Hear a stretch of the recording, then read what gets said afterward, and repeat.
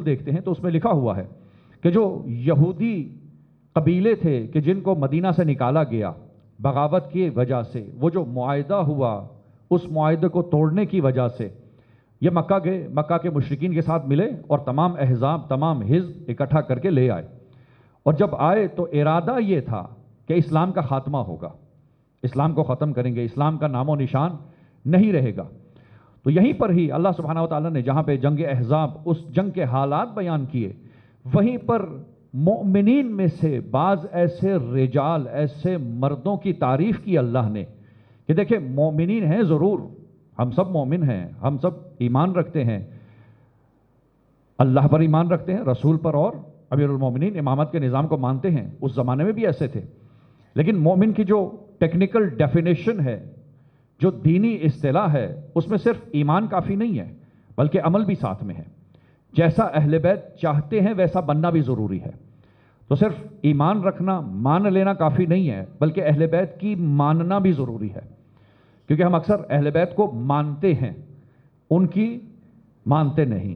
تو یہ ماننا دونوں طرح سے ہے، اہل بیت کو ماننا اور اہل بیت کی ماننا، ایک لفظ کا یعنی ایک حرف کی تبدیلی ہے، لیکن آپ دیکھیں معنی کہاں سے کہاں چلا جاتا ہے۔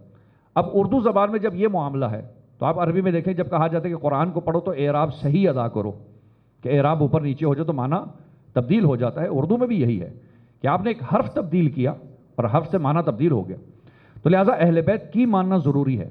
اور مومنین آپ دیکھتے ہیں کہ ہمارے ہاں روزمرہ ہمارے ارد گرد، ہمارے خاندانوں میں ہم کیا دیکھتے ہیں کہ بعض ہمارے بزرگان ایسے ہیں جو بستر بیماری پہ اس دنیا سے رخصت ہو جاتے ہیں، وہ بھی وعدہ پورا کر رہے ہیں، وہ بھی اپنے اس ایمان پر ڈٹے ہوئے ہیں، ایمان کی حالت میں اس دنیا سے جا رہے ہیں۔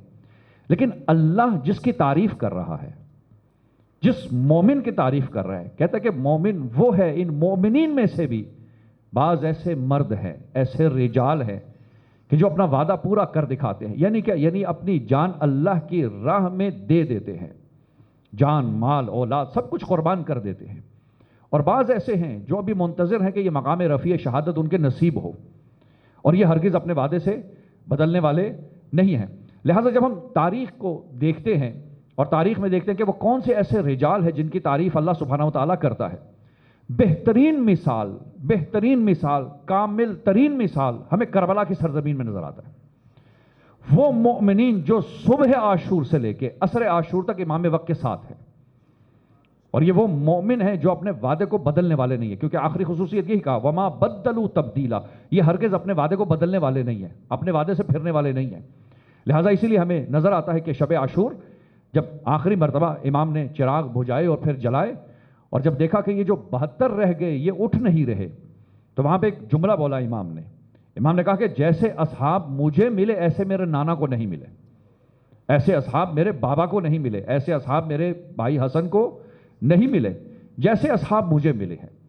اور امام کا یہ جملہ بہت سنگین جملہ ہے، ہم عام طور پہ آرام سے گزر جاتے ہیں جملے سے، لیکن آپ اس جملے کی گہرائی کو سمجھیے کہ امام دعویٰ کر رہے ہیں، ابھی روز عاشور نہیں آئی، لیکن اصحاب کو دیکھ کر امام نے کیا کہا کہ جیسے اصحاب مجھے ملے ایسے میرے نانا کو نہیں ملے۔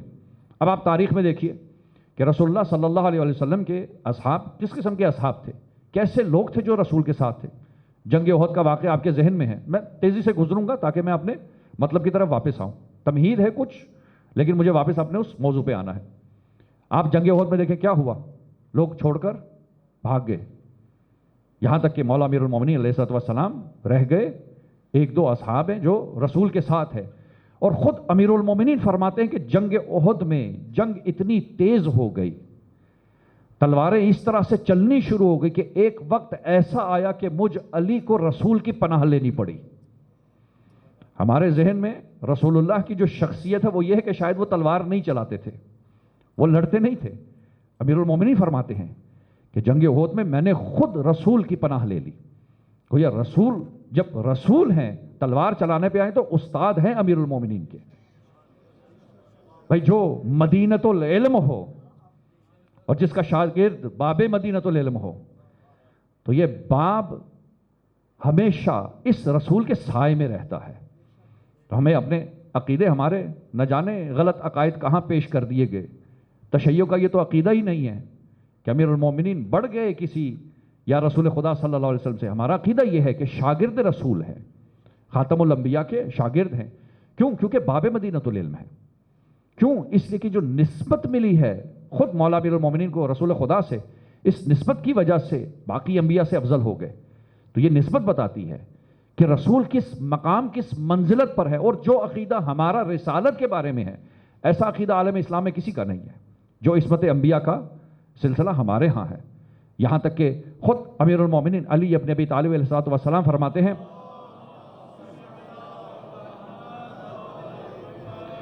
کہ میں رسول خدا کے نوکروں اور غلاموں میں سے ادنا غلام ہوں۔ اب آپ اندازہ لگائیے کہ جس کا ادنا غلام علی ابن ابی طالب ہو، وہ رسول کس مرتبے پہ ہوگا؟ میں نے اسی لیے کہا کہ جو عقیدہ ہمارے ہاں پایا جاتا ہے وہ دوسروں کے ہاں نہیں ہے۔ ہمارے ہاں رسول برتر ہے، رسول کا ایک مقام ہے۔ تو آپ جنگ احد میں دیکھیں کہ رسول اللہ موجود ہیں، اصحاب بھاگ گئے، یہاں تک کہ بلانا پڑا، واپس بلانا پڑا رسول کو۔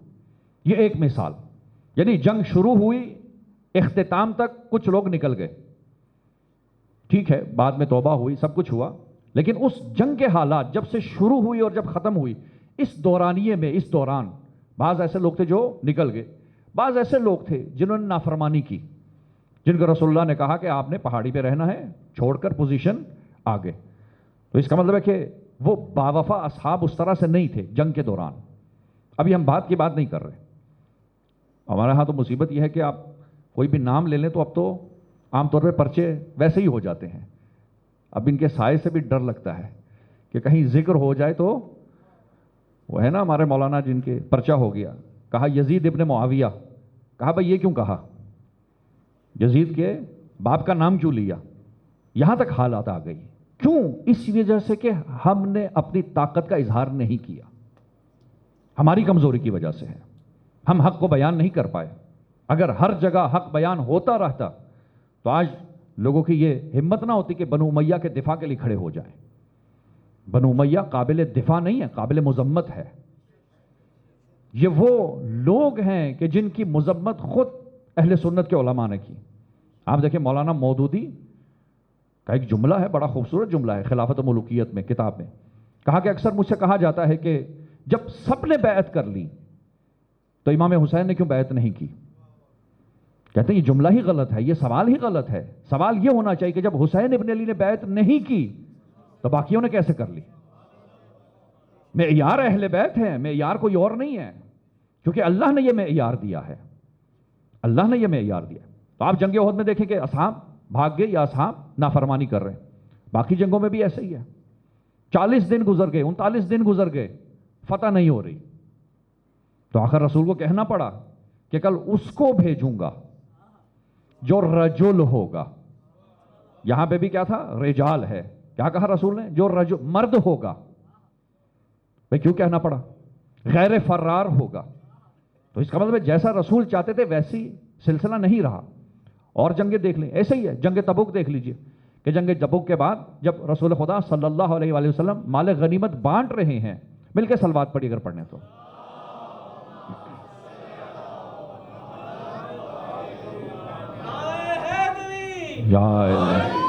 مال غنیمت بانٹ رہے ہیں رسول خدا صلی اللہ علیہ وآلہ وسلم، جب بانٹ لیا نا تو وہیں پر ہی تاریخ کہتی ہے اعتراض ہوا، کہا گیا کہ آپ نے مال غنیمت عادلانہ طریقے سے نہیں بانٹی۔ اب آپ تصور کریں جو عدل کا پیکر ہو، رسول سے بڑھ کر کوئی عادل تو نہیں ہو سکتا نا زمانے میں، رسول اللہ خود عادل ہیں، خود بانٹ رہے ہیں اور لوگ اعتراض کر رہے ہیں، تو اس کا مطلب ہے وہ اصحاب نہیں ملے۔ باقی سلسلہ بھی ایسا ہے، فتح مکہ سے پہلے جو صلح حدیبیہ ہوئی، کیا ہوا؟ کہا کہ صلح کیوں کی؟ کہا کہ رسول کر رہے ہیں، صلح کرنے والے رسول، لکھنے والے امیر المومنین، نہ صلح کرنے والے کو اعتراض نہ لکھنے والے کو اعتراض، لیکن وہ جو باہر تھے ان کو اعتراض تھا۔ شک ہوا رسول کی رسالت پہ، تو رسول کو بتانا پڑا کہ میں نے کیوں یہاں پہ صلح کی، ان شرائط کو کیوں مانا، کیا وجہ ہے۔ آپ دیکھیں شرائط کیا تھی جب آئے، اعتراض کیا؟ کہا کہ آپ نے کہا کہ ہم حج کریں گے اس سال، نہیں ہوا، تو آپ نے ان کی شرائط کیوں مان لی؟ یہ کیوں مان لیا کہ جو یہاں سے آئے گا مسلمان ہو کر مدینہ کی طرف تو آپ اسے واپس پلٹا دیں گے؟ تو رسول نے کہا کہ ظاہر ہے جو مومن ہو گیا اب فرق نہیں پڑتا وہ دنیا میں کہاں رہے، جو با ایمان ہو گیا اس کا عمل بتاتا ہے کہ وہ با ایمان ہے، وہ چاہے مکہ میں رہے چاہے مدینہ میں رہے۔ کہا کہ اچھا تو پھر یہ کیوں مانا کہ جو مدینہ سے نکل گیا اور مکہ چلا گیا اسے وہ واپس نہیں پلٹائیں گے؟ ہم پلٹا رہے ہیں، وہ نہیں پلٹائیں گے۔ تو رسول نے کہا کہ جو مرتد ہو جائے اس کا کیا کرنا؟ بھائی سمجھانا پڑا نا، اعتراض تو ہوا نا۔ تو امام حسین کیا فرماتے ہیں؟ جیسے اصحاب مجھے ملے ایسے میرے نانا کو نہیں ملے۔ کیوں؟ کیونکہ صبح عاشور سے عصر عاشور تک آپ کو کوئی صحابی نہیں ملے گا مولا امام حسین کا کہ جس نے اعتراض کیا ہو، جس نے کہا کہ مولا میں چھوڑ کے جا رہا ہوں، جس کی امام نے کہیں ڈیوٹی لگائی ہو وہاں سے ہٹ گیا ہو۔ صبح عاشور جنگ شروع ہوئی عصر عاشور تک۔ یہ ضرور ملتا ہے کہ اعتراض اس انداز میں کرتے کہ مولا ہمیں کیوں نہیں پہلے بھیجا جا رہا، سبقت لینے کی کوشش کر رہے ہیں کہ ہم پہلے دفاع کریں، ہم پہلے جائیں۔ ہمیں یہ ضرور ملتا ہے کربلا کے میدان میں کہ ایک خاتون ہیں، بی بی ہیں، شوہر شہید ہوئے، امام رو رہے ہیں جنازے پہ، اور جب شوہر کا جنازہ آیا تو بیٹے کو تیار کر کے بھیجا۔ امام نے کہا بیٹا تمہارے لیے تمہاری ماں کے لیے تمہارے باپ کا غم کافی ہے۔ کہا اسی ماں نے تو تیار کر کے بھیجا ہے۔ امام حسین کا جملہ کوئی معمولی جملہ نہیں ہے۔ اسی لیے آپ دیکھیں کربلا کے میدان میں میں نے کہا کہ بہترین مثال کربلا کا میدان ہے کہ صبح سے بعض ایسے ہیں جو اس وعدے کو پورا کر کے شہادت کے اس منصب پہ فائز ہو گئے، اور باقی اس انتظار میں ہے کہ ہم شہید ہوں، چاہے وہ بچے ہیں، چاہے جوان ہیں، چاہے خواتین ہیں، یہ سب شہادت کے منتظر ہے کہ کب شہادت ہمارے نصیب ہو۔ اور یہ اپنے وعدے کو پھرنے والے نہیں، اپنے وعدے سے پھرنے والے نہیں ہیں۔ آپ دیکھیں تاریخ کربلا میں کسی بھی بیوی نے کہیں پہ بھی کوئی گیلا نہیں کیا، کسی نے بھی، یہاں تک کہ آج شام ہے شہادت کی جناب سکینہ بنت الحسین سلام اللہ علیہا کی، آپ دیکھیں کہ اس زندان میں بھی شکایت نہیں ہو رہی، اللہ کا شکر ادا کیا جا رہا ہے۔ تو اسی لیے امام نے کہا جیسے اصحاب مجھے ملے ویسے کسی کو نہیں ملے۔ اور آپ دیکھیں کہ امیر المومنین کے اگر آپ تاریخ دیکھیں جنگوں میں آپ نے دیکھا ہے کہ امیر المومنین جنگ کے لیے بلاتے ہیں، کہتے ہیں بہت گرمی ہے، کہا سردیوں میں بلایا، کہا بہت ٹھنڈ ہے۔ امیر المومنین کے ساتھ جو سلسلہ ہوا کیا ہوا؟ اصحاب چھوڑ جاتے تھے، ظاہراً اصحاب ہیں لیکن امام کا ساتھ چھوڑ دیا۔ اسی طرح جنگ صفین میں آپ دیکھیں نیزوں پر قرآن اٹھائے گئے، فوراً ہی پھر گئے، فوراً ہی پھر گئے۔ تو گویا ایسے اصحاب امام کو بھی نہیں ملے۔ اور امام حسن علیہ السلام کی تاریخ آپ دیکھ لیں تو آپ دیکھیں کہ امام حسن کو صلح کیوں کرنی پڑی؟ اس کی وجہ یہی لوگ تھے جو ظاہراً محب اہل بیت تھے لیکن صحیح معنوں میں محب اہل بیت نہیں تھے، یا ظاہراً اپنے آپ کو شیعہ اہل بیت کہتے تھے لیکن محب اہل بیت نکلے۔ اب یہ بھی فرق ہے کہ شیعہ اور محب۔ ہمیں شیعہ حسین ابن علی بننا ہے، ہمیں شیعہ علی ابن ابی طالب بننا ہے، ہمیں محب نہیں بننا۔ محب اور ہے، شیعہ اور ہے۔ آپ دیکھیں کہ تاریخ میں لکھا ہے کہ امام موسیٰ کاظم علیہ السلام کی بارگاہ میں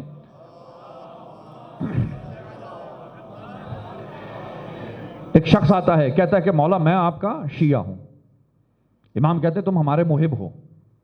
پھر کہتا ہے کہ مولا میں آپ کا شیعہ ہوں۔ امام نے کہا تم محب ہو۔ اب آپ یہیں سے اندازہ لگائیں جسے امام کی بات سمجھ ہی نہیں آ رہی، بھائی امام معصوم ہے نا، کہہ رہے تم محب ہو، مان لو۔ کہتا میں شیعہ ہوں۔ کہا اچھا، وہ تندور جل رہا ہے، جا کے اس میں چھلانگ لگاؤ۔ کہا مولا آپ کو ملنے کے لیے چھپ کے آنا پڑتا ہے، میرے خاندان میں کسی کو معلوم نہیں ہے میں یہاں پہ آیا ہوں، میرا کاروبار ہے، میرے بچے ہیں، میرا کیا ہوگا؟ اتنے میں دروازہ کھلتا ہے، غلام آتا ہے۔ امام اشارہ کرتے ہیں کہ اس تندور میں چھلانگ لگاؤ۔ امام کے لب ہلتے ہیں، یہ بھاگتے ہوئے تندور میں چھلانگ لگا دیتے ہیں، اور نہ صرف چھلانگ لگاتے بلکہ دروازہ بھی بند کرتے ہیں، اس کا در اوپر رکھ دیتے ہیں۔ اب امام اس کے چہرے کے تیور دیکھ رہے ہیں، تبدیل ہو گئے، رنگت سرخ ہو گئی۔ مولا وہ تو جل گیا ہوگا، مر گیا ہوگا، کیا ہو گیا ہوگا اس کا؟ کہا اچھا جا کے دیکھ لو. جا کے دیکھا, کیا دیکھا کہ آنکھ ٹھنڈی ہو چکی ہے, صحیح و سالم بیٹھے ہیں. امام نے کہا ہمارے شیعہ انتظار نہیں کرتے کہ امام نے جب کہہ دیا تو اب میں اس کا انالیسس کروں, سوچوں کہ مجھے کیا کرنا ہے. وہ اس انتظار میں ہوتے کہ امام معصوم کچھ کہہ دے اور میں عمل کر کے دکھاؤں. شیعہ وہ ہوتا ہے کہ جو اس انتظار میں ہے کہ جب امام نے کچھ کہہ دیا تو فوراً عمل کر کے دکھانا ہے. اسی لیے امام کی اطاعت ہوتی ہے. اللہ نے قرآن میں یہی کہا کہ اطیعوا اللہ واطیعوا الرسول واولی الامر منکم. اور اب اطاعت کی بات آ گئی تو یہ بھی میں کہتا ہوں کہ ہمارے ہاں بہرحال یہ سلسلہ ہے, لوگوں کو آج تک سمجھ میں نہیں آ رہا کیونکہ اجتہاد کرنے کی کوشش کرتے ہیں. یہ جو بات کہتے ہیں نا کہ ہم امام زمانہ کی تقلید پر ہیں, بھائی تقلید ہوتی ہی غیر معصوم کی ہے. تقلید غیر معصوم کی پیروی کو کہتے ہیں. یعنی جب بھی کوئی غیر معصوم سے آپ سوال پوچھ لیں, وہ فقہ کے بنیاد پر, قرآن کی بنیاد پر, معصومین کے کلام کی بنیاد پر آپ کو بتائے گا کہ اس وقت آپ نے یہ عمل کرنا ہے. اسے تقلید کہتے ہیں. غیر معصوم کی تقلید ہوتی, امام معصوم کی تقلید نہیں ہوتی, امام معصوم کی اطاعت ہوتی ہے. تقلید اور اطاعت میں فرق ہے, بہت فرق ہے. تقلید کچھ اور ہے, اطاعت کچھ اور ہے. ہمارے ہاں سمجھ میں نہیں پائے لوگ کہ اس میں فرق کیا ہے. لہٰذا امام کہتے ہیں کہ ہمارے لب ہلے تو ہمارا مومن اسی وقت عمل کی طرف بھاگے. تو یہ اطاعت ہے, یہ امام کو چاہیے. یہ شیعہ ہے کہ جیسا امام چاہے ویسا کریں. اور آپ کربلا کے میدان میں دیکھیں کہ جیسا امام کہتے تھے ویسا کرتے جاتے تھے. کربلا کے میدان میں کوئی بھی ایسا صحابی نہیں نظر آیا کہ جو امام کے اس امر کے خلاف کام کر رہا ہو. امام کے مطابق ہے, جانتے ہیں, بصیرت رکھتے ہیں کہ کیسا ہونا چاہیے. لہذا ہمیں چاہیے کہ ہم کربلا کا جب ذکر کرتے ہیں تو امام معصوم کی اطاعت تو ضرور کریں, مگر اصحاب امام کی پیروی بھی ضروری ہے. ان کی خصوصیات کو جانیں, ان جیسا بننے کی کوشش کریں. اگر آپ خصوصیات کو جان لے کہ اصحاب امام حسین میں کیا خصوصیات ہیں, ان جیسا بننے کی کوشش کریں تو پھر یقیناً حسین نے وقت کے لشکر میں ہوں گے. کیونکہ آج ہمارے امام وقت زندہ ہیں. اللہ کا وہ جو وعدہ ہے مومنین کے لیے وہ بھی ابھی تک برقرار ہے. تو ہمیں یہ سوچنا ہے کہ میں اس وقت اپنے امام حسین وقت کے لیے کیا کر رہا ہوں, امام زمانہ کے لیے کیا کر رہا ہوں. کیا میں نے اپنی زندگی وقف کر دی ہے اپنے امام وقت کے لیے یا نہیں؟ میں بھی ایسے ہی زندگی گزار رہا ہوں. صبح اٹھتا ہوں, کام کرتا ہوں, دوپہر ہوتی ہے, رات ہوتی ہے, کھاتے پیتے ہیں, فیملی سے بات کرتے ہیں, اور کیونکہ تھک چکے اب میں سو گیا, اس لیے سو رہے ہیں کہ اب کچھ اور کرنے کو ہے نہیں. ہماری حالت تو یہ ہے اس وقت.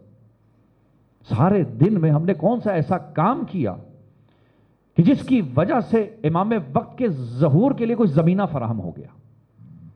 کیا ایسا کام ہم کر رہے ہیں؟ ایسا کام جو بھی کر رہا ہے وہ ایک الگ رتبہ اور مرتبہ رکھتا ہے امام کے نزدیک. میں اکثر کہتا ہوں کہ امام جب ظہور کریں گے انشاءاللہ تو ہم سب امام کے ساتھ ہوں گے, لیکن فضیلت اس کی ہوگی جس کو امام خود بلائیں گے. بھائی فرق ہے آپ کا شامل ہونا اور کسی کا امام کو طلب کرنا. امام حسین کے اصحاب میں بھی یہ فرق تھا, موجود ہے, ابھی تک نظر آ رہا ہے کہ بہت سارے اصحاب تھے جو امام کے ساتھ تھے, لیکن بعض خاص الخاص تھے. بعض کو امام نے بلایا ہے, جناب حبیب کو نامہ لکھ کے بلوایا ہے. اور آپ دیکھیں آج بھی جب آپ زیارت پہ جاتے ہیں نا تو پہلے حبیب کو سلام کرتے ہیں. یہ مرتبہ یہاں پہ بھی ہے, گنج شہداء میں نہیں ہے, سب شہیدوں میں نہیں ہے کہ آپ کو پتہ ہی نہ ہو کہ ان میں سے جناب حبیب کہاں پہ دفن ہے. یہاں پر بھی الگ ہے. اور کون ہے؟ جناب حر ہے, حر کا بھی الگ مقام ہے. امام نے طلب کیا ہے, ایک رات لی ہے حر کے لیے. اب آپ دیکھیں کیا مقام و منزلت ہے حر کی, کیسے یہ لوگ اس مقام پر پہنچے. اصل سوال یہ ہے کہ وہ کیا خصوصیات تھی ان اصحاب کی کہ جن کی وجہ سے یہاں پہ پہنچے. اور ہمیں بھی اگر وہ خصوصیات ہمیں مل جائیں, ہم ان کی پیروی کر لیں, تو شاید امام وقت کی نظر میں ہم خاص بن جائیں کہ جب امام کا ظہور ہو تو امام کہیں کہ تم آؤ, مجھے اس کی ضرورت ہے. اور یہ یقین رکھیے کہ آپ جس بھی فیلڈ میں ہیں, جس بھی فیلڈ میں ہیں, کوئی ڈرائیور ہے, کوئی مزدور ہے، کوئی پروفیشنل ہے، ڈاکٹر ہے، کوئی انجینئر ہے، کوئی اسٹوڈنٹ ہے، امام کو سب کی ضرورت ہے۔ کیا امام جب آئیں گے یہ سلسلے ختم ہو جائیں گے؟ نہیں، سب کی ضرورت ہے۔ امام کو ہر ایک فرد کی ایکسپرٹیز کی ضرورت ہے، اور وہ ایکسپرٹیز جب آپ بروئے کار لائیں گے تو امام آپ کو طلب کر لیں گے۔ آپ دیکھیں کہ ہمارے ہمسائے ملک میں، ایران میں، جمہوری انقلابی اسلام ایران میں آج ملت تشیع سر اٹھا کر پوری دنیا میں چل رہی ہے۔ کیوں؟ کیا وجہ ہے؟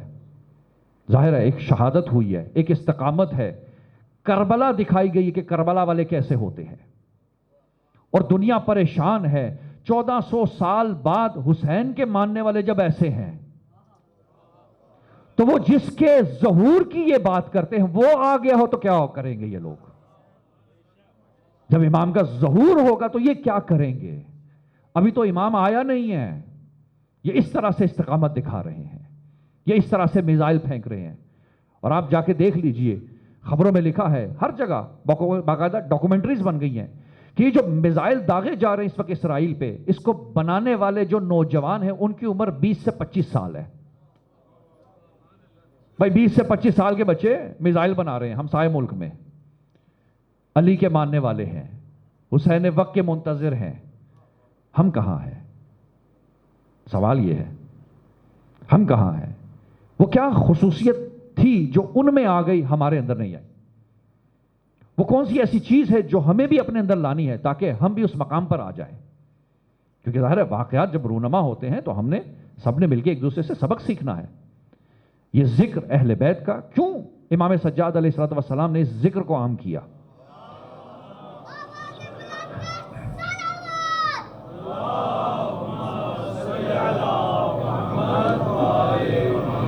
کیوں جناب زینب اولیاء سلام اللہ علیہا مجلس پپا کرتی تھی؟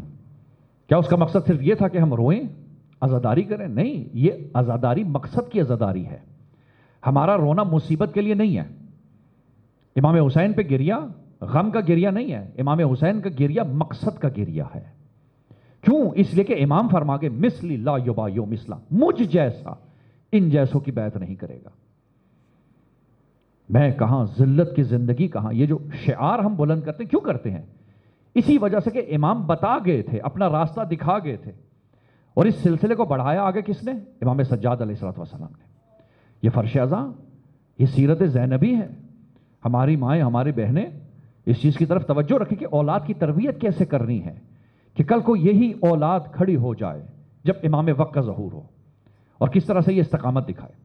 لہذا ضروری ہے کہ ہم اصحاب امام حسین کی بعض خصوصیات کو جان لیں۔ وقت بہت کم ہے، کچھ خصوصیات میں بیان کر دیتا ہوں، باقی انشاءاللہ موضوع کیونکہ محرم کا میرا رہا، وہاں پہ بھی کچھ خصوصیات بیان کر سکتا جو رہ گئی، اب میری کوشش ہے کہ جو باقی مجالس ہیں میں ان میں بیان کروں۔ لیکن آج کی شب جس خصوصیت کے بارے میں بات کرنی ہے وہ سب سے زیادہ اہم ہے، اور وہ ہے بصیرت۔ امام حسین علیہ السلام کے اصحاب میں جو بصیرت تھی، وہ بصیرت جو ان سے پہلے لوگ گزر گئے ان میں ایسی نہیں تھی۔ اور خود اپنے زمانے میں بھی جو ان کے لوگ تھے، سن 60 ہجری میں 61 ہجری میں جو لوگ موجود تھے، جو اصحاب اور اصحاب زادے موجود تھے، ان میں یہ خصوصیت نہیں تھی جس کی وجہ سے امام حسین انہی لوگوں کے ساتھ کربلا گئے۔ اور بصیرت کی جب ہم بات کرتے ہیں تو بصیرت میں 3 قسم کی بصیرتوں کا ہونا ضروری ہے۔ بصیرت عموماً لانے کے لیے یا حاصل کرنے کے لیے کہا جاتا ہے، لکھا گیا ہے کہ قرآن زیادہ پڑھیں، لیکن تاریخ کہتی ہے قرآن پڑھنے سے بھی بصیرت نہیں آتی، کیونکہ جنگ صفین میں امام کے مقابلے میں حافظان قرآن ہیں، قاریان قرآن ہے۔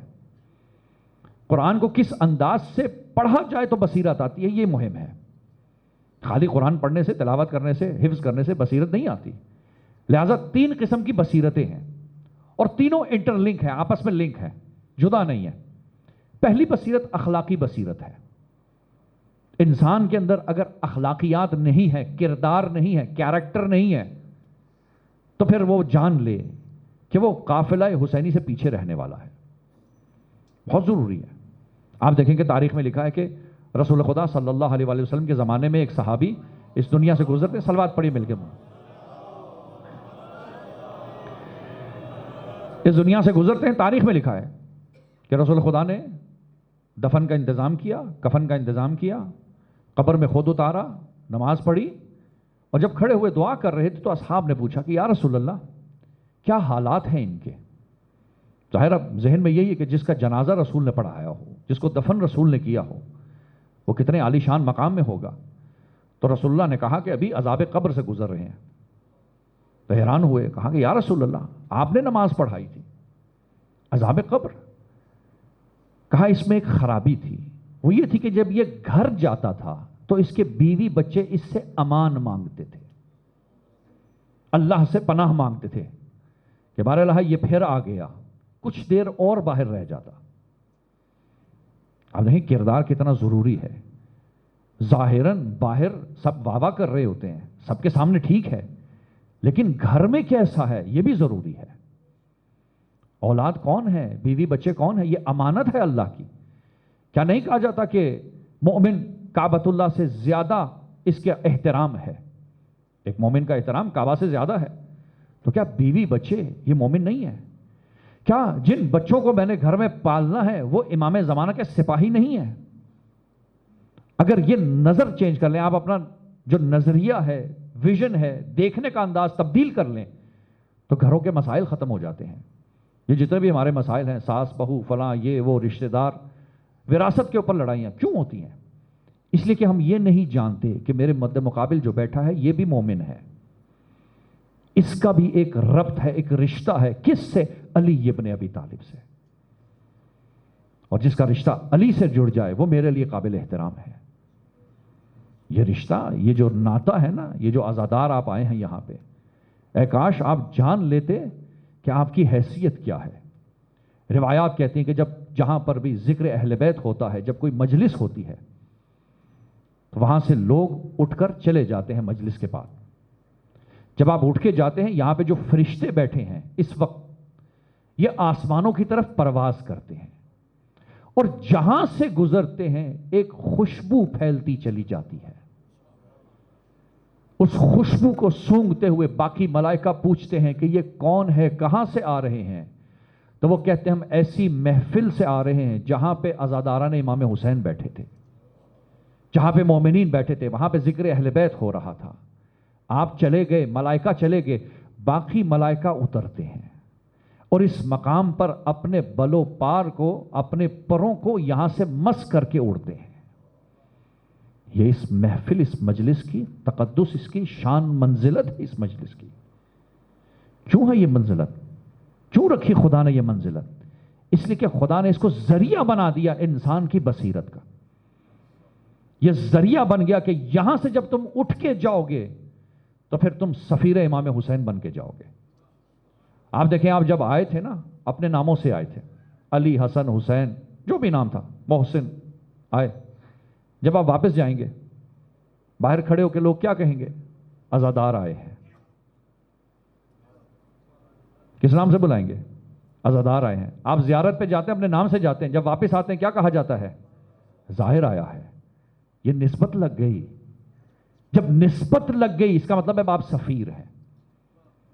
ایک سفیر کوفہ میں گیا تھا اور آپ دیکھیں کہ کس طرح سے اپنے اس وعدے پہ برقرار رہا، وعدے کو نہیں توڑا۔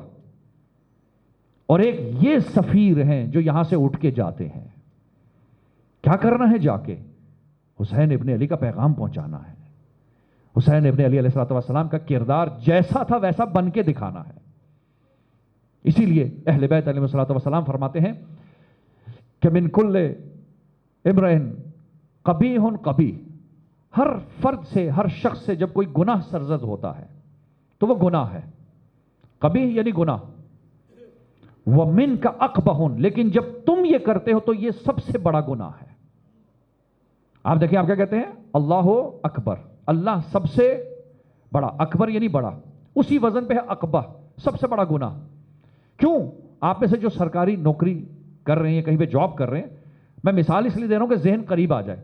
آپ جہاں پہ بھی جاب کر رہے ہیں، آپ یہ دیکھیں کہ جب آپ ترقی کر رہے ہوتے ہیں تو کہا جاتا ہے کہ جی حسن صاحب نے بہت ترقی کی، علی صاحب نے بہت ترقی کی، لیکن جیسے ہی کچھ گڑبڑ ہوتی ہے، کوئی مسئلہ ہو جائے، آپ کی وجہ سے نہیں ہوا، کسی اور نے کہا، لیکن آپ کا نام آ گیا، تو کیا کہتے ہیں؟ کہتے ہیں شیعہ ایسے ہوتے ہیں۔ وہ کہنے والے نسبت دیتے کس سے؟ کیونکہ اہل بیت اتنے کامل ہے کہ ان میں کوئی نقص نظر نہیں آتا، اسی لیے اہل بیت کے ماننے والوں کو نسبت دی جاتی ہے اہل بیت سے۔ یہ معاملات کیوں ہیں؟ اسی لیے امام فرماتے کہ جب تم کچھ کرو گے تو یہ اقبح ہے، سب سے بڑا گناہ ہے، لہذا اپنی نسبت، ہماری نسبت کا خیال رکھنا ضروری ہے۔ بہت ضروری ہے کہ ہم اپنی نسبت کا خیال رکھیں جو اہل بیت سے ہے۔ لہذا بصیرت میں سب سے پہلی بصیرت کردار کی بصیرت ہے۔ اور میں اپنے جو نوجوانوں کو سمجھانے کے لیے کہوں گا کہ اگر آپ کو دین کی بات سمجھ میں نہیں آتی، اگر آپ یہ سمجھتے ہیں کہ بھائی مولانا ہے دین کی قرآن کی بات کر رہے ہیں، تو آپ دنیا کی بات کر لیجئے۔ دنیا کے اندر آپ کس سے مال خریدتے ہیں؟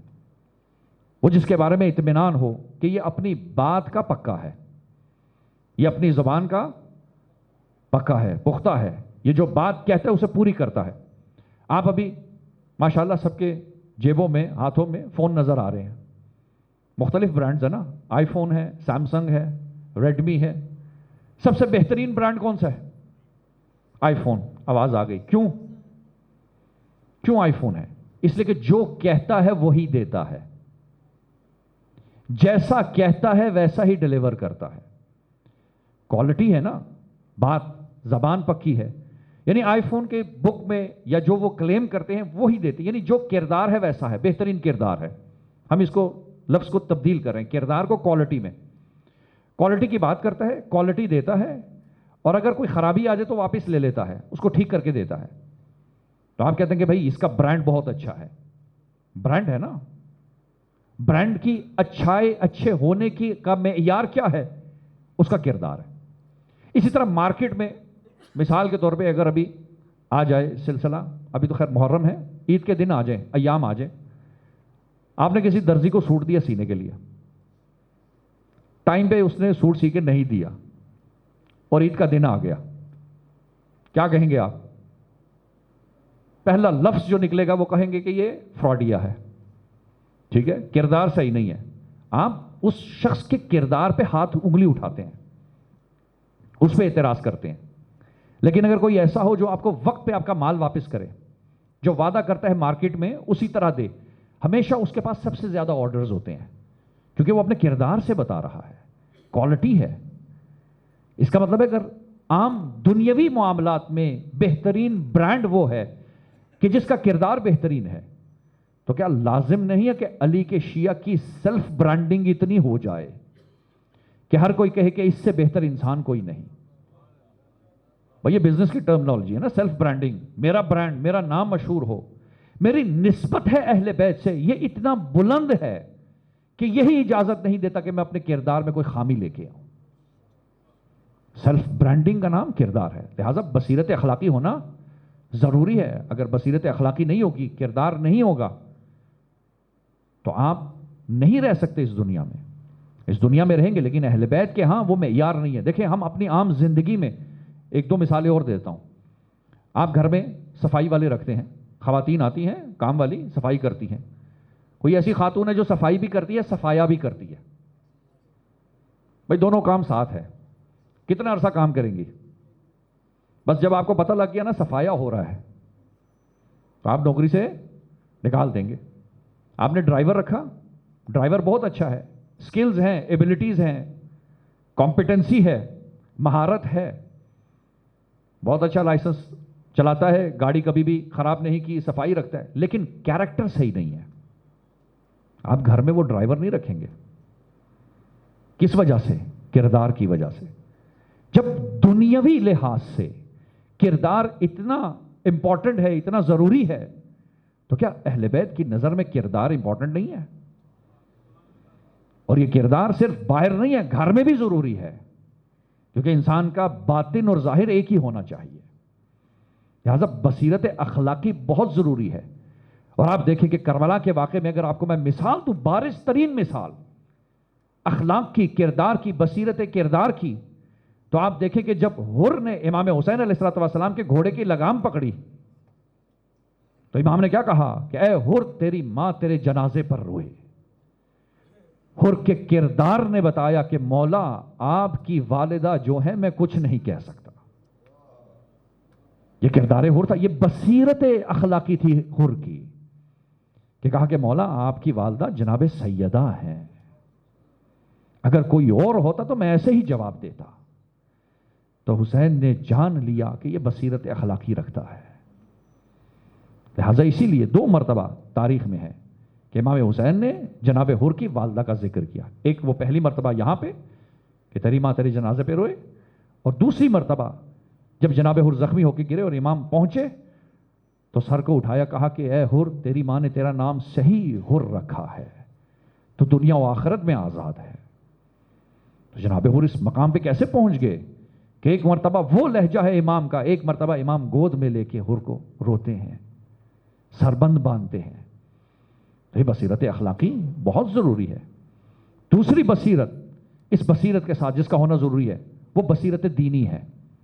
ہمارے ہاں بصیرت دینی کا فقدان ہے، یعنی کیا؟ بصیرت دینی سے مراد یہ ہے کہ میں مسلمان کیوں ہوں مجھے عقلی طور پہ پتہ ہونا چاہیے، میں اپنے دین کا دفاع کر سکوں۔ میں شیعہ کیوں ہوں، مجھے اس کے بارے میں پتہ ہونا چاہیے کہ میں کیوں شیعہ ہوں، کیوں شیعہ گھرانے میں پیدا ہوا، تشیع کسے کہا جاتا ہے، شیعہ مذہب یا فرقہ یا اسلام کسے کہا جاتا ہے، علمی طور پہ میرے پاس یہ نالج ہونی چاہیے، اور جب یہ نالج ہوگی تو پھر میرے اندر بصیرت دینی آئے گی۔ آپ دیکھیں کہ ایک جملہ ہے، اکثر علماء بھی بیان کرتے ہیں، ہم بھی بیان کرتے ہیں، آپ نے سنا ہے کہ امام زین العابدین علیہ السلام کے پاس ایک شخص آیا،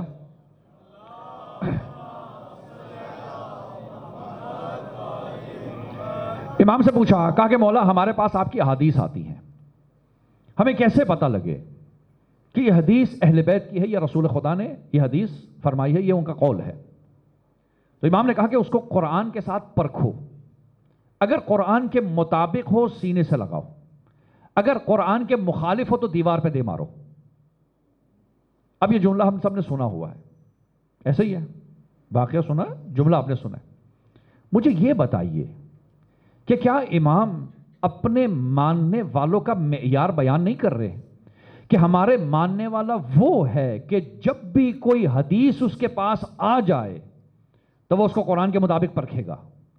گویا پہلا قدم یہ ہے کہ آپ کے پاس قرآن کا علم ہونا ضروری ہے۔ بھائی جس کے پاس قرآن کا علم ہوگا وہی تو پرکھے گا۔ اب جب قرآن کا علم ہی نہیں تو کوئی بھی حدیث آ جائے ہمیں تو نہیں پتا۔ امام بتا رہے ہیں دوسرے الفاظ میں کہ لازم ہے ہر شیعہ پر کہ اس کے پاس قرآن کا اتنا علم ہو کہ جیسے ہی ہماری حدیث آئے اس کو قرآن کے مطابق پرکھے۔ یہ مقدمہ ہے، بنیاد ہے انسان ایک مومن کے لیے کہ وہ جب پیرو اہل بیت بننا چاہتا ہے تو کم از کم قرآن کا علم ضرور ہو۔ اور یہ کوئی بڑی بات نہیں ہے، آپ آج سے نیت یہ کر لیں گھر کے اندر کہ ہم روزانہ 20 صفحے قرآن کے پڑھیں گے، 30 دن کے اندر آپ کا پورا قرآن ختم ہو جائے گا، کیونکہ ہر پارہ 20 یا 22 صفحے کا ہے۔ آپ صرف ترجمہ پڑھیں، صرف اردو پڑھیں، کم از کم پہلے یہ تو جان لیں کہ قرآن کیا کہتا ہے۔ اور میں نے اپنے استاد سے ایک مرتبہ پوچھا، میں نے کہا کہ میں چاہتا ہوں کہ امام زمانہ علیہ السلام کی روز زیارت کروں، جب دل چاہے امام سے ملاقات ہو۔ کوئی فارمولہ ہے؟ ہمارے ہاں اکثر مومنین پوچھتے ہیں کوئی فارمولہ بتا دیں، کوئی دعا بتا دیں، تو ہمارے اندر بھی وہ شوق تھا۔ ہم نے کہا کہ استاد ہمیں بتائیے کہ ہم امام کی زیارت کرنا چاہتے ہیں۔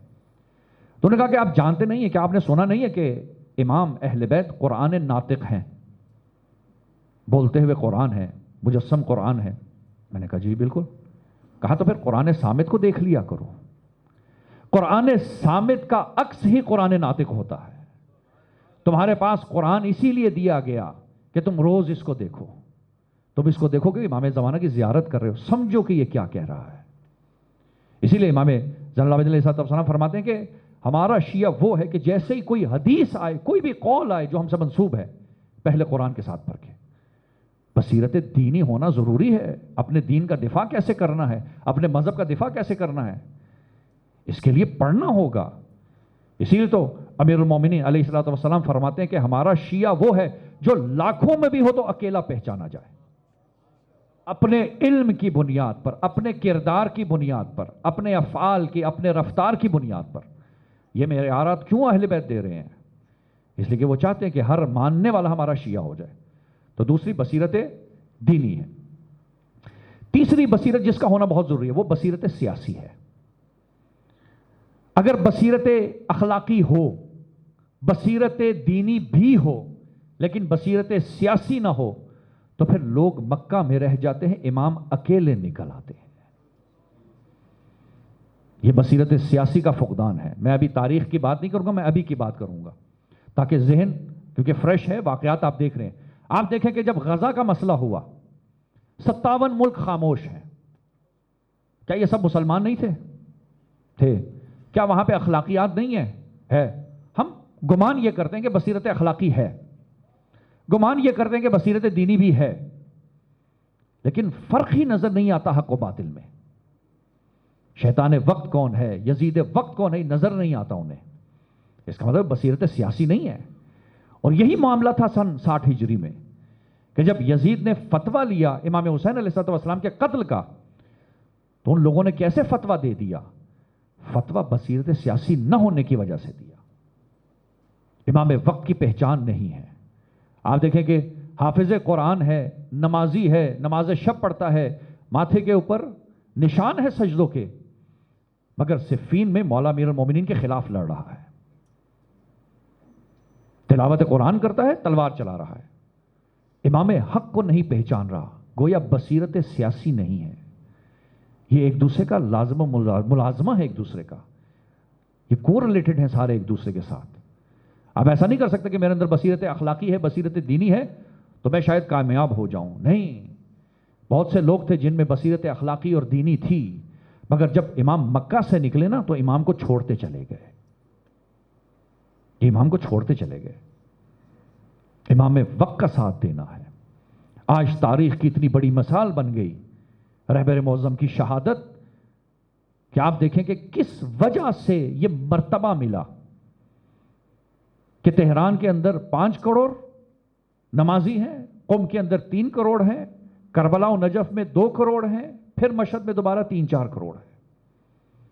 اور عجب انداز ہے اہل بیت کا، عجب انداز ہے اہل بیت کا کہ اس مرد مجاہد کی دلی خواہش تھی 40 کی زیارت کریں۔ 37 سال یہ خواہش لے کے دل میں اس دنیا سے چلے گئے، لیکن وہ بھی کریم ابن کریم ہے۔ کہا ٹھیک ہے، روح پرواز ہو گئی، تمہارے جسم کو پھر بھی ہم بلائیں گے۔ پہلا زائل 40۔ یہ مقام و منزلت کہاں سے ملتی ہے؟ یہ بصیرت کی وجہ سے ملتی ہے۔ اہل بیت کسی کا احسان نہیں رکھتے، کسی کا احسان نہیں رکھتے۔ بلایا گیا، زیارت کروائی گئی، اس شان و شوکت کے ساتھ تدفین کی گئی۔ دنیا پریشان ہے، اتنے لوگ کہاں سے آ گئے؟ سوال ہے نا؟ آپ اندازہ لگائیں کہ آپ کے ذہن میں بھی سوال ہوگا، آپ کا بھی دل کرتا ہوگا بعض کا کہ ہم پہنچے لیکن نہیں پہنچ سکے، شاید جاب کی مصروفیت تھی، کوئی بھی سلسلہ ہو سکتا ہے۔ دل آپ کا ضرور کر رہا تھا جانے کو۔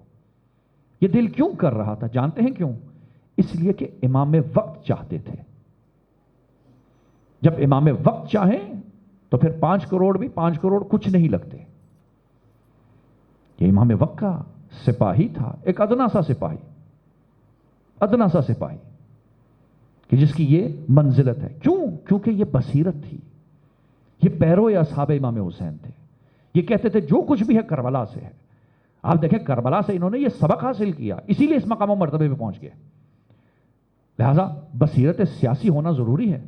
آپ دیکھیں کہ جب یوم الترویہ 8 ذی الحجہ کو، تھوڑا سا میں وقت اوپر لوں گا، میرے پاس ظاہر نبی ہیں 15-20 منٹ ہیں، لیٹ مجھے ممبر ملا ہے۔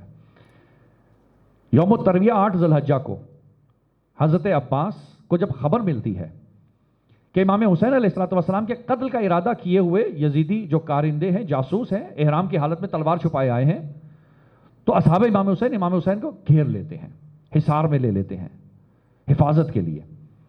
اور اس کے بعد حضرت عباس آتے کہتے ہیں کہ مولا مجھے خطبہ دینے کی اجازت دیجیے، میں ان سے ہم کلام ہونا چاہتا ہوں۔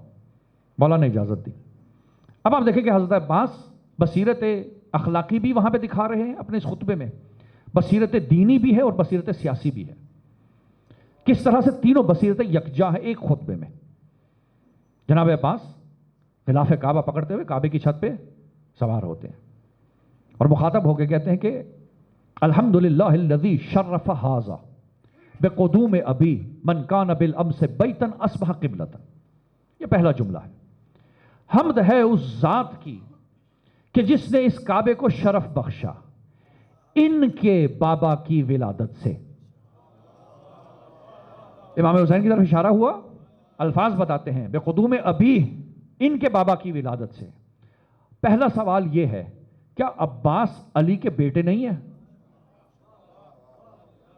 بھائی علی کے بیٹے ہیں نا، سب جانتے ہیں عباس ہے، عباس ابن علی ہے، کعبے کی چھت پر ہے۔ یہ نہیں کہا میرے بابا کی ولادت سے، کیونکہ کردار یہ کہتا ہے جب امام وقت موجود ہو تو پھر میری کوئی حیثیت نہیں ہے۔ جب امام موجود ہو تو میری کوئی حیثیت نہیں ہے۔ اور بصیرت عباس کا میں کیا کہوں آپ کو کہ جنگ صفین میں مشہور ہے، یہ واقعات بعض کتابوں میں نقل ہے، بعض نے جناب محمد حنفیہ سے اس کو ریلیٹ کیا، بعض نے حضرت عباس سے، کہ حضرت عباس کو امام علی علیہ السلام جنگ صفین میں بھیجتے ہیں لڑنے کے لیے، کہتے ہیں عباس جاؤ، جاتے ہیں، لڑتے ہیں، زخمی ہوتے ہیں، واپس آتے ہیں، مرہم کرتے ہیں، پھر بھیجتے ہیں، پھر زخمی ہوتے ہیں، پھر واپس آتے ہیں، پھر مرہم کر کے دوبارہ بھیجتے ہیں۔ جب تیسری مرتبہ واپس آتے ہیں تو خیمے میں ایک شخص آتا ہے جو ظاہراً علی کی فوج میں ہے، مولا کی فوج میں ہے، کہتا ہے عباس لگتا ہے تمہارے بابا کو تم سے محبت نہیں ہے۔ تو جناب عباس نے حیران ہو کے پوچھا کہ کیوں؟ کہا وہ حسنین کو تو نہیں بھیجتے، تمہیں بار بار بھیجتے ہیں۔ اب آپ اندازہ لگائیے 13 سال کا عباس، کہنے والا کوئی بزرگ ہی ہوگا، بڑی عمر کا ہوگا۔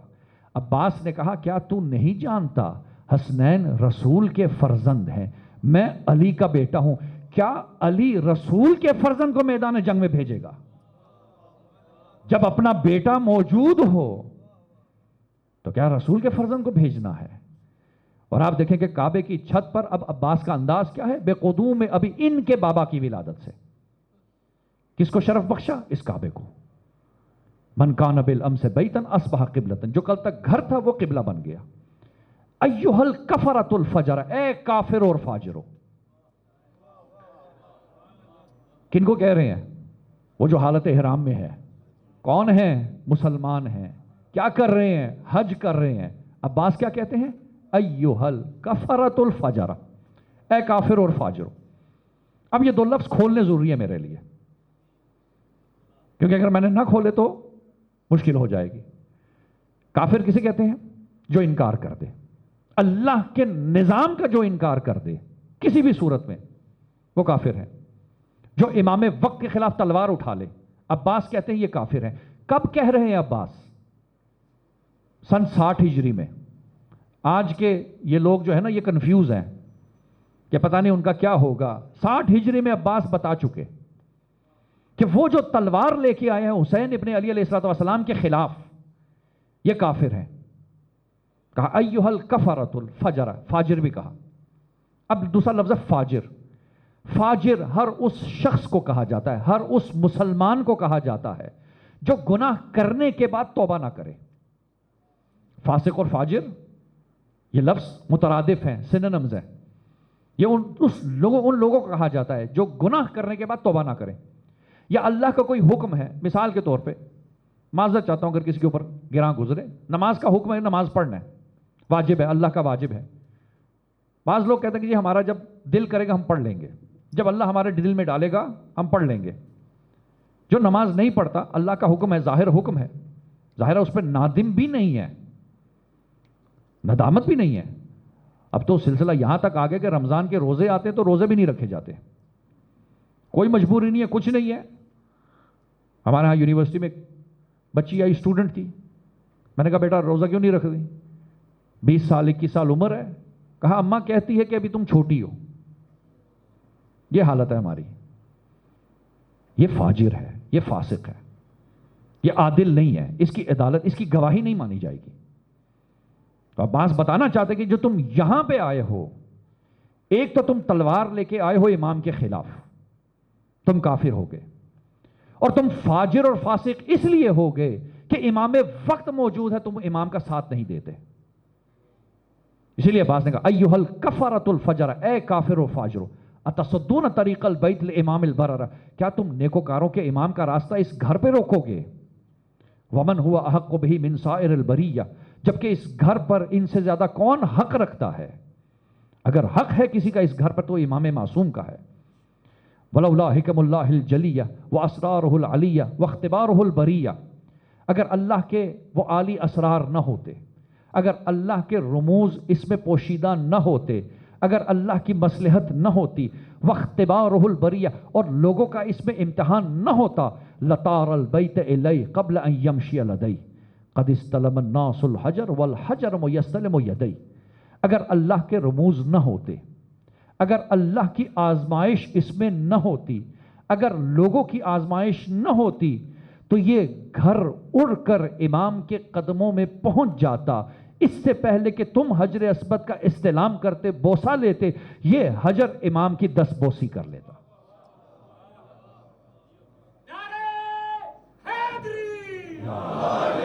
یعنی عباس بتا رہے ہیں کہ تم جس کعبے کا طواف کر رہے ہو، روح کعبہ حسین ابن علی ہے۔ یہ کعبہ خود پہنچ جاتا اگر اللہ کے اسرار نہ ہوتے، اگر اللہ کی اس میں مشیت نہ ہوتی، اگر اللہ نے اس میں لوگوں کا امتحان نہ رکھا ہوتا۔ قد استلم الناس الحجر والحجر یستلم یدی، اس سے پہلے کہ تم حجر اسود کا استلام کرتے، سلام کرتے، یہ امام کی 10 بوسی کر لیتا۔ وَلَوْ لَمْ تَكُنْ مَشِيَّةُ مَوْلَايَ مَجْبُولَةً مِّن مَشِيَّةِ الرَّحْمَٰنِ، اگر میرے مولا امام حسین کی مشیت تابع مشیت رحمان نہ ہوتی۔ گویا بتا رہے ہیں کہ دیکھو حسین ابن علی کو تم نے نہیں پہچانا، یہ بصیرت سیاسی ہے۔ یہ کون ہے؟ یہ وہ ہے جو تابع مشیت رحمان ہے۔ جیسا رحمان چاہتے ہیں ویسا ہی حسین ہے، جیسا اللہ چاہتا ہے ویسا ہی حسین ہے۔ ایسے نہیں رسول نے کہا کہ حسین منی وانا من الحسین، میں حسین سے ہوں، حسین مجھ سے ہے، میں حسین سے، نبی حسین سے کیسے ہو سکتا ہے؟ اس لیے کہ یہ تابع مشیت رحمان ہے، یہ وہ وعدہ پورا کرنے جا رہا ہے، وہ وعدہ جو بچپنے میں کیا تھا۔ یہ سیاسی بصیرت امام بتاتے ہیں۔ حضرت عباس کیا بتا رہے ہیں کہ اگر میرے مولا کی مشیت، عجیب جملہ، یہ رجز ہے حضرت عباس کا کعبے کی چھت پر۔ کہتے ہیں اگر میرے مولا کی مشیت تابع مشیت رحمان نہ ہوتی، لَوَقَعْتُمْ عَلَيْكُمْ كَالصَّقْرِ الْغَضْبَانِ عَلَىٰ أَصَافِيرِ الطَّيْرَانِ، میں تم پہ ایسے حملہ کرتا جیسے ایک عقاب بپری ہوئی چڑیوں پہ حملہ کرتا ہے، اور تم ادھر ادھر بھاگتے، میری امان مانگتے کہ ہمیں کہیں یہ شکار نہ کر لے۔ لیکن میرا مولا کی مشیت تابع مشیت رحمان ہے، یہ کربلا نہیں ہے۔ تم آؤ کربلا میں تمہیں بتاتا ہوں، یہ مکہ ہے، یہ وہ جگہ نہیں ہے جہاں پہ جس کا وعدہ دیا گیا تھا۔ میرے مولا تابع مشیت رحمان ہے۔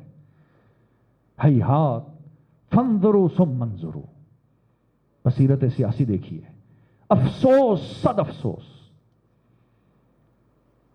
ہیہات فانظروا ثم انظروا ممن شارب الخمر ممن حاز صاحب الحوض والکوثر وممن فی بیتہ الدنسات واللہوات وممن فی بیتہ القرآن والوحی۔ افسوس صد افسوس، تمہیں نظر نہیں آتا فرق ان دو میں؟ وہ جو شارب خمر ہے، وہ جو شرابی ہے، اور وہ جو حوض کوثر کا مالک ہے، تمہیں فرق نظر نہیں آتا؟ وہ جس کے گھر کے اندر گناہ ہے، لہوات ہے، دنسات ہے، ہر قسم کا گناہ پایا جاتا ہے، جس کی تربیت گناہ کی بنیاد پر ہوئی، وَمِن فِي بَيْتِهِ الْقُرْآنِ وَالْوَحْيِ، اور جس کے گھر میں قرآن نازل ہوا، جس کے گھر میں جبرائیل آتے رہے، جس کے گھر میں وحی نازل ہوتا رہا، تمہیں ان دو میں فرق نظر نہیں آتا؟ وَأَنْتُمْ وَقَعْتُمْ فِي الْغَلْطَةِ الَّتِي وَقَعَتْ فِيهَا الْقُرَيْشِ، تم اسی غلطی کا شکار ہو گئے جس غلطی کا شکار قریش ہوئے تھے۔ لِأَنَّهُمْ أَرَادُوا قَتْلَ رسول اللہ صلی اللہ علیہ وآلہ وسلم ما دام امیر المؤمنین حیا، انہوں نے رسول خدا کے قتل کا ارادہ کیا تھا جبکہ امیر المؤمنین زندہ تھے، محافظ نبی زندہ ہے، اور انہوں نے قتل رسول کا ارادہ کیا۔ وانتم تريدون قتل ابن بنت نبیکم، اور تم نے اپنے اسی رسول کی بیٹی کے بیٹے کے قتل کا ارادہ کر لیا۔ ما دمت حیا ذلیلا، جبکہ میں ابھی زندہ ہوں۔ رسول کا محافظ امیر المومنین تھے، حسین کا محافظ میں عباس ہوں، میں محافظ موجود ہوں، یہ تمہاری غلطی ہے۔ جس طرح اس وقت امیر المومنین نے قریش کا قتل عام کیا، تم بھی ارادہ کر کے دیکھ لو۔ اسی لیے عباس کا آخری جملہ یہی ہے، حضرت عباس کا، بادروا قتلی واضربوا عنقی، آؤ میں تمہیں راستہ دکھاتا ہوں۔ امام حسین کا قتل کرنا ہے نا، یہ جو تلوار چھپائے آئے ہو، یہ راستہ نہیں ہے، راستہ یہ ہے بادروا قتلی واضربوا عنقی لیحصر مرادکم، اگر تم اپنی مراد تک پہنچنا چاہتے ہو تو میرے قتل کا ارادہ کرو، میری گردن کو اڑاؤ، لیکن کبھی بھی تم اس مراد تک نہیں پہنچو گے۔ لا ودد اللہ اعمارکم، اور اللہ تمہاری عمروں کو چھوٹا کر دے۔ چھوٹا کیسے کرے گا؟ میری تلوار سے تمہاری عمریں چھوٹی ہو جائیں گی۔ لعن اللہ علیکم وعلی اجدادکم، تم پر اور تمہارے اجداد پر لعنت ہے۔ اب یہ عباس کا انداز ہے، کہاں پہ؟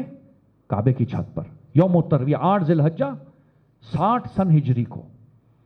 یہ بصیرت عباس ہے، بتا رہے ہیں کہ امام وقت کون ہے، کیسا امام وقت ہوتا ہے، کیسے دفاع کرنا ہے۔ لہذا ضروری ہے کہ ہم بصیرت سیاسی رکھیں۔ اور آج کے زمانے میں بصیرت سیاسی کیا ہے؟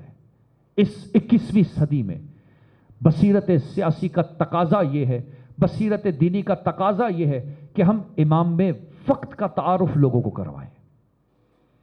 اگر ہم اپنے امام وقت کا تعارف لوگوں کو نہیں کروا سکتے تو اس کا مطلب ہے کہ ہم کچھ بھی نہیں کر رہے۔ کیا اہل سنت کے ہاں روایات نہیں ہے کہ امام مہدی نے ظہور کرنا ہے؟ کیا ہمارا ایمان نہیں ہے کہ ہمارا امام زندہ ہے؟ کتنے لوگوں کو آج تک، ہر کوئی اپنے گریبان میں جھانکے، کتنے لوگوں کو آج تک ہم نے یہ بتایا کہ امام مہدی زندہ ہے، امام مہدی کا ظہور ہونا ہے، امام مہدی نے جب آنا ہے تو عدل و انصاف کی حکومت قائم کرنی ہے؟ یہ ہماری ذمہ داری ہے۔ اصحاب امام حسین اپنی ذمہ داری نبھا گئے، اب ہماری باری ہے۔ بصیرت دینی یہ ہے کہ مہدویت کو عام کرے۔ بصیرت سیاسی یہ ہے کہ آج بتائیں کہ اگر آج اسرائیل، امریکہ ایک ایسے اسلامی ملک پہ حملہ کر رہا ہے جو امام مہدی کا نام لے رہا ہے تو یہ نظریاتی جنگ ہے، آئیڈیالوجیکل وار ہے۔ وہ اینٹی کرائسٹ کے منتظر ہیں، دجال کے منتظر ہیں، یہ مہدی آخر الزمان کے منتظر ہیں۔ کیا ہم یہ باتیں نہیں کر سکتے، نہیں سمجھا سکتے لوگوں کو؟ یہ ہماری ذمہ داری ہے۔ لہٰذا آپ دیکھیں کہ اہل بیت نے جہاں پر بھی تھے اپنا کام پورا کیا، اپنا میسج ضرور دیا۔ اور یہ سلسلہ، یہ تبلیغ کا، یہ دین کا دفاع، یہ صرف کربلا کے میدان تک نہیں رہا۔ تاریخ کہتی ہے کہ دین کا دفاع بصیرت کے ساتھ کیا اہل بیت نے۔ اور آپ دیکھیں کہ کتنا عجیب جملہ ہے جناب زینب اولیاء کا، دفاع دین میں، دفاع عقیدت میں، دفاع امام میں، کہ جب ابن زیاد کے دربار میں آئی نا تو ابن زیاد نے دیکھا کہ ایک خاتون ہے، تنگ کرنا چاہا، احساسات ہوتے ہیں خاتون میں، کہا کہ یہ احساسات سے بھری ہوں گی، تنگ کرنا چاہا۔ کیا کہا؟ کہا کیسا پایا اللہ کا کہ تمہارے بھائی، تمہاری اولاد، تمہارے اصحاب سب مر گئے تمہارے آنکھوں کے سامنے۔ تو بی بی نے ایک خوبصورت جملہ بولا، کہا ما رأیت الا جمیلا، میں نے سوائے خوبصورتی کے کچھ نہیں دیکھا۔ کیوں؟ اس لیے کہ ہمیں اللہ نے بھیجا تھا، اسی کی خاطر ہماری جانیں چلی گئی۔ اس سے بڑھ کر خوبصورتی کیا ہوگی کہ جس نے جان دی تھی اسی کے لیے فدا ہو گئی، اسی کے لیے قربان ہو گئی۔ کون سی خوبصورتی دیکھی؟ آپ دیکھیں کربلا کے میدان میں وہب مسلمان ہوئے، آئے، اسیر ہوئے، لڑتے لڑتے سر جدا کیا گیا۔ عمر ابن سعد نے حکم دیا کہ سر کو اس کی ماں کے پاس بھیجو، عبرت ہو ان کے لیے۔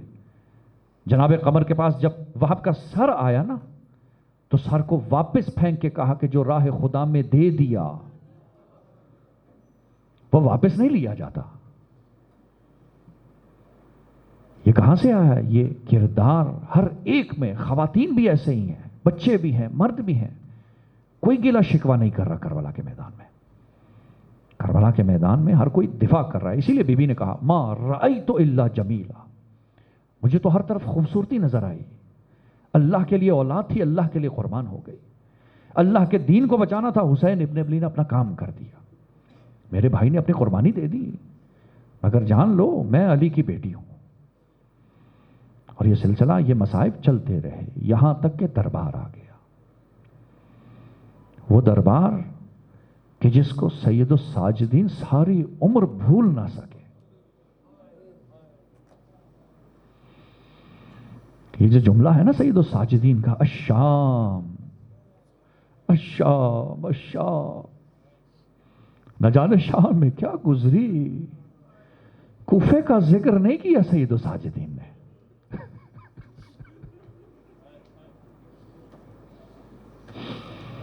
کر سکتے تھے نا، کربلا کا ذکر اس طرح سے نہیں کیا. ہاں بابا کی شہادت پہ بات کرتے تھے، پیغام دیتے تھے، مگر جب کوئی پوچھتا تھا نا کہ مولا یہ بتائیے کہاں پہ سب سے زیادہ تکلیف ہوئی، تو اب سید الساجدین بس کہتے تھے الشام الشام الشام. نہ جانے شام میں کیا گزری. اب آپ تصور کیجئے، امام معصوم ہے، حجت خدا ہے، جب دربار کا دروازہ کھلا نا، تاریخ کہتی ہے شرابی ماحول تھا.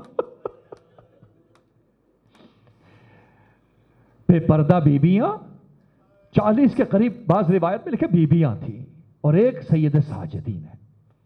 آتے ہیں دربار میں کھڑے ہوتے ہیں. تاریخ کہتی ہے کہ یزید اللعین شراب کی حالت میں نشے میں بیٹھا ہوا ہے، اور ہاتھ میں ایک چھڑی ہے. ایک تشت لایا جاتا ہے، اس تشت کے اوپر سے کپڑا ہٹایا جاتا ہے، حسین ابن علی کا سر نظر آتا ہے. اب یہ لئی اس نشے کی حالت میں کبھی چھڑی لبے حسین پر لگاتا ہے، کبھی دندان مبارک پہ بے ادبی کرتا ہے. تاریخ نے لکھا کہ جب سب لوگ بیٹھ گئے نا، سب کو بٹھا دیا گیا، بیویاں بھی بیٹھ گئیں، ایک بچی ہے جو اپنے پیروں کی انگلیوں پر کھڑے ہو کر اس تشت کی طرف دیکھ رہی ہے.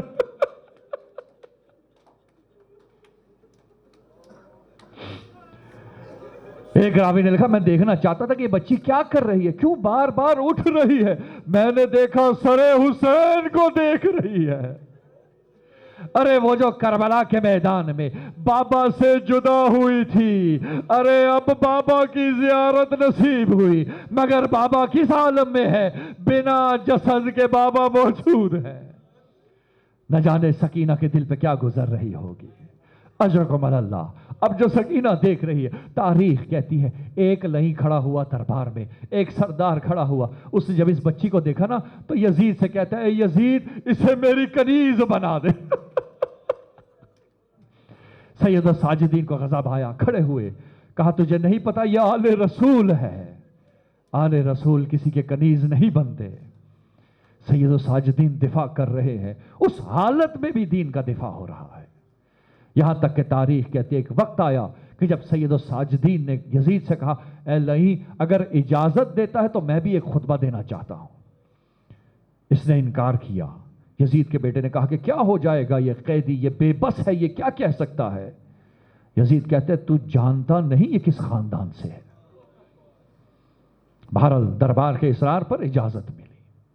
اب جو سید الساجدین نے اپنا خطبہ شروع کیا، کیا کہتے اپنا تعارف کروایا. کہا کہ میں خاتم الانبیاء کا بیٹا ہوں، میں صفا و مروہ کا بیٹا ہوں، میں صدیق اکبر علی ابن ابی طالب کا بیٹا ہوں، میں فاطمہ زہرا کا لال ہوں. جو مجھے جانتا ہے سو جانتا ہے، جو نہیں جانتا آؤ میں تمہیں بتاتا ہوں میں کون ہوں. عجب انداز ہے سید الساجدین کا.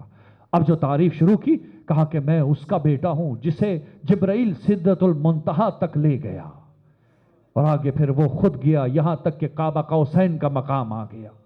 میں صفا و مروہ کا بیٹا ہوں، میں حجر اسود کا بیٹا ہوں، میں اس کا بیٹا ہوں جسے تم نے کربلا میں مارا ہے.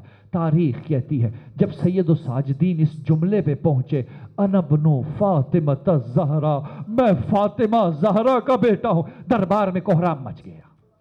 اب لوگوں نے گریہ شروع کر دیا. کیونکہ پتہ لگ گیا کہ یہ رسول کی آل آ چکی ہے. اب جو رونا شروع کیا نا تو یزید نے حکم دیا مؤذن کو، آئے مؤذن اذان دے. اب جو اذان شروع ہوئی مؤذن نے کہا اللہ اکبر. سید الساجدین نے کہا بے شک اللہ سب سے بڑا ہے، وہ خالق ہے، وہ مالک ہے. مؤذن نے کہا اشہد ان لا الہ الا اللہ. سید الساجدین نے کہا کہ میرے جسم کا ہر رگ گواہی دیتا ہے کہ اللہ ہی وہ وحدہ لا شریک ہے. لیکن جیسے ہی مؤذن نے کہا نا اشہد ان محمد الرسول اللہ، تو سید الساجدین نے بعض روایت کے مطابق اپنا امامہ اتارا. کہا اے مؤذن ذرا رک جا.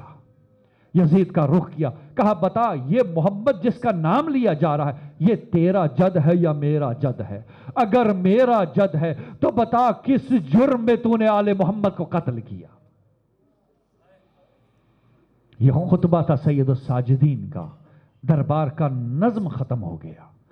یہاں تک کہ یزید مجبور ہو گیا یہ کہنے پہ کہ ان کو خرابے میں لے جایا جائے، زندان میں ڈال دیا جائے۔ اب سید الساجدین ہے اور 40 بیویاں ہیں۔ اب ذرا تصور کیجئے، یہ صرف بیویاں نہیں ہیں، بچے بھی ساتھ ہیں۔ یہ جب اس خرابے میں گئے نا، اب خرابے میں ظاہر ہے زندان ہے، سردی ہے، گرمی ہے، اندھیرا ہے، دھوپ ہے، ہر چیز ہے۔ بچے سوال کرتے ہیں، بچے روتے ہیں۔ تاریخ کہتی ہے، روایت کے الفاظ ہیں کہ بیویاں اپنے بچوں کو چپ کرایا کرتی تھی۔ بعض بیویوں نے بچوں کے منہ پر ہاتھ رکھ دیے، کہیں ان کی آواز سے، ان کی شکایت سے، ان کے رونے سے جناب زینب علیہ دکھی نہ ہو جائے۔ لیکن تاریخ نے یہ بھی لکھا، بیویوں نے اپنے بچوں کو تو چپ کرا لیا، مگر اس زندان میں ایک 4 سالہ بچی ہے جس کے سوال ختم نہیں ہوتے۔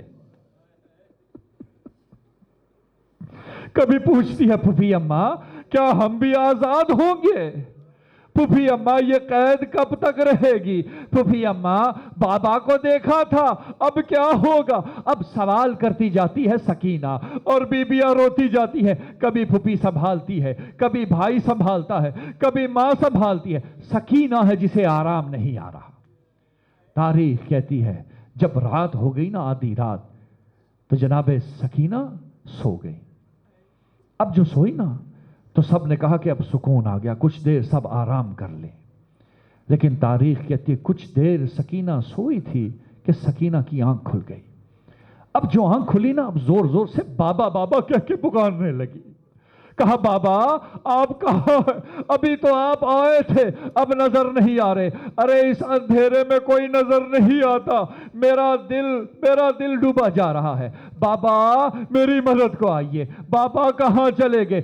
اب جو بی بی سکینہ کی یہ صدائیں بلند ہوئی نا تو سب بیویوں نے رونا شروع کیا۔ تاریخ کہتی ہے ایسا کوہرام بپا ہوا، اتنی بلند آواز سے رونا شروع کیا بیویوں نے کہ یہ آواز دربار تک پہنچی۔ یزید لئیں اپنے کمرے میں سو رہا تھا کہ نیند سے اٹھتا ہے، کہتا ہے کیسا شور ہے، کیسا کوہرام ہے۔ کہا جاتا ہے کہ جو بچی ہے حسین کی بے آرام ہے، بابا کو یاد کر رہی ہے۔ عزادارو عجب انداز تاریخ نے دیکھا بچی کو چپ کرانے کا۔ جب کوئی روتا ہے نا تو آپ دلاسے دیتے ہیں۔ یہاں پر بجلی جاتی ہے نا، آپ کے ٹارچ کی لائٹ ختم ہو جائے، آپ کی موبائل کی لائٹ بند ہو جائے، بچے اندھیرے سے گھبرا کے روتے ہیں، مگر آپ سینے سے لگاتے ہیں، آرام دلواتے ہیں۔ مگر اس لئی نے کیا کہا؟ کہا اس کے باپ کا سر لے جاؤ، کسی طرح چپ کراؤ، مجھے سونا ہے۔ عزادارو بس سرے حسین جیسے ہی زندان میں آیا، تاریخ کہتی ہے سکینہ نے عجب جملہ بولا، عجب جملہ بولا۔ کیا کہا؟ کہا بابا کا سر دیکھ کے، ارے بابا ابھی تو آپ پورے تن کے ساتھ آئے تھے، اب اکیلا سر آ گیا، بابا آپ کا جسم مبارک کہاں ہے؟ اب سکینہ روتی جا رہی ہے، مومنین سکینہ روتی جا رہی ہے، کوہرام بپا ہے۔ یہاں تک کہ ایک وقت آیا جو بابا کے سینے کا سکون تھا، بابا کا سر سینے سے لگا کر سو گئی۔ اجرکم اللہ۔ اب جو سکینہ سوئی نا تو سب نے سمجھا شاید سکینہ سو گئی، شاید آرام آ گیا۔ جناب زینب علیہ آگے بڑھتی ہیں، بیٹی کو لٹانا چاہتی ہیں۔ میرا دل کہتا ہے شاید بھائی کے سر کی زیارت کرنا چاہتی تھی۔ سر کو پکڑا، سکینہ کو ہاتھ لگایا، کیا دیکھا سکینہ بے جان ہے۔ ایک مرتبہ آواز دی، ارے بیٹا سید الساجدین ذرا سکینہ کو دیکھو، ہل نہیں رہی۔ اب جو سید الساجدین آگے بڑھے، گویا سید الساجدین پر اب دوسرا پہاڑ ٹوٹ رہا ہے۔ آئے آگے، بے جان لاشا اٹھایا سکینہ کا، مگر کیا کرے سید الساجدین زندان کے عالم میں، کیا کر سکتا ہے میں نہیں جانتا کس طرح سے سید الساجدین نے اپنی بہن کو دفنایا ہوگا۔ مگر عزادارو آج تابوت کی زیارت پر عمل برآمد ہونی ہے، ہماری بہنیں تابوت کی زیارت برآمد کریں گی۔ میں اپنی ماں اور بہنوں سے کہوں گا ایک مرتبہ سینے پہ ہاتھ رکھے، یہ سوچو سید الساجدین کا جو عالم تھا وہ عالم تھا، مگر سکینہ کی ماں کا کیا عالم ہوگا؟ ارے ایک بچہ کربلا کی سرزمین پر، ایک بیٹی زندان میں، نہ جانے رباب کیسے ودا کر کے نکلی ہوگی۔